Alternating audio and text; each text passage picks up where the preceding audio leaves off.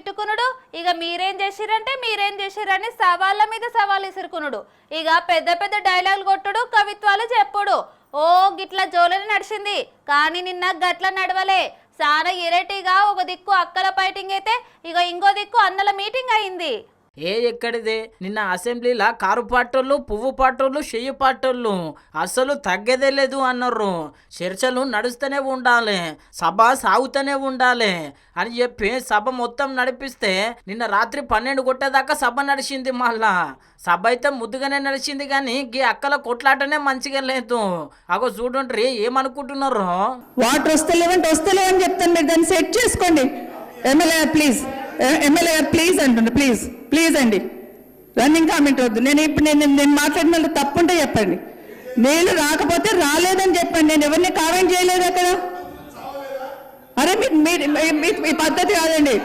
బట్టి గారు ఇది కరెక్టా, మీరు ఆలోచించండి. నీళ్ళు రాకపోతే రాలేదని చెప్పానండి, దాంట్లో తప్పేం లేదు కదా. మొన్న కూడా అట్లే అధ్యక్ష, జస్ట్ నేను ఊరికే హరీష్ రావు గారితో ఏదో మాట్లాడుకుంటే అయ్యో అన్నాను అధ్యక్ష. అయ్యో వద్దంటే దానికి అంత పెద్ద కామెంట్ చేశారు అధ్యక్ష. దొరసాని అని మాట్లాడుతున్నారు, అర్థం కాలేదు అధ్యక్ష. నేను ఏమైనా కామెంట్ చేస్తే, మైక్లో కామెంట్ చేస్తే మీరు కూడా అధ్యక్ష మైక్ ఇచ్చి అంటే అర్థం ఉంది అధ్యక్ష. అయ్యో అన్నాను అంతే, దానికి ఇంత పెద్ద మాటలు మాట్లాడారు. నాకేమర్థమైందంటే అధ్యక్ష, కేసీఆర్ గారి కుటుంబాన్ని, సబితమ్మన్ తిడితే ముఖ్యమంత్రి గారు సంతోషపడతారేమో. సీటికి మాటకి ఊకే ఏమేమో అంటున్నది, అయినా నేనేం అన్యాయం చేసినా అని చెప్పి పగ్గనే అరుచుకోబట్టి ఇక సీత కూకుంటదా. సీతక్క లేచి ఇగో గిట్లా చిన్న గడుచుకున్నది మళ్ళొక పారి. కానీ ఇట్లా నీళ్లు రావట్లేదు, ఏం రావట్లేదు, ఇది కరెక్ట్ కాదు కదా అధ్యక్ష. ఇట్లా మాట్లాడడం మీరెందుకు ఆవేదన పడుతున్నారో మాకు అర్థమవుతుంది. ఆ రోజు నన్ను అన్నందుకు మరి మేము అన్నాము, అరే ఇక్కడ 10 ఏళ్ల కింద జరిగిన అభివృద్ధిని అవతలు ఉన్నోళ్ళు విమర్శిస్తున్నారు.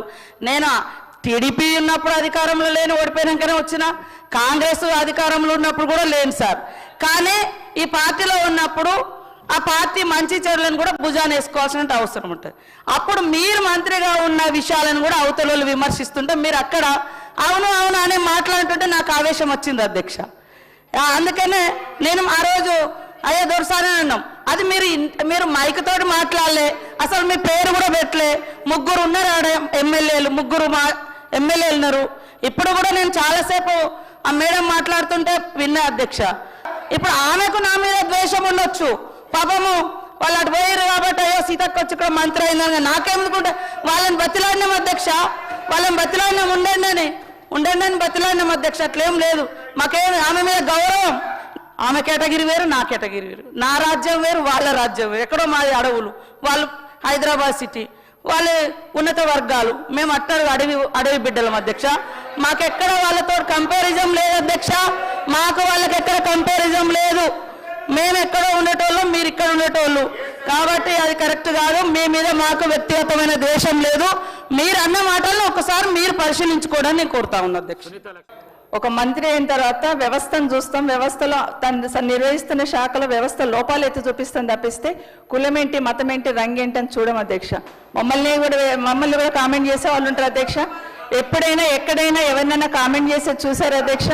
అసలు మాకు ఎలాంటి ఇది లేదు అధ్యక్ష. దయచేసి గౌరవ మంత్రి గారికి మా రిక్వెస్ట్, మాకు అలాంటి అభిప్రాయం లేదమ్మా. జస్ట్ వ్యవస్థలో లోపాలను ఎత్తి చూపిస్తాం, అది మాత్రమే మా డ్యూటీ అనుకుంటాం, ప్రతిపక్షంగా తప్పిస్తే ఇంకో ఆలోచన లేదు. Thank you so much sir, thank you. చూసిరు కదా, ఆ అక్కనేమో గట్ల, ఈ అక్కనేమో గిట్లా, నడిమిట్లా స్పీకర్ సారే ఆగమైపోయిండు. ఇచ్చంతరం ఏందంటే అక్కోలు గిట్ల కొట్లాడుతుంటే సారోలు చూడుండ్రి ఎంత ముద్దుగా మీటింగ్ పెట్టిండ్రు. చూసిరు కదా, అవతల యువతల బగ్గ నిన్న మొన్న తిట్టుకున్నోళ్ళు అలా మంచిగా కూర్చొని ముచ్చట పెట్టుకోబట్టే అక్కల ఫైటింగు, అన్నల మీటింగు సూపర్ అని చెప్పి చాలా మంది సోషల్ మీడియాలో కామెంట్ చేస్తున్నారు మళ్ళా.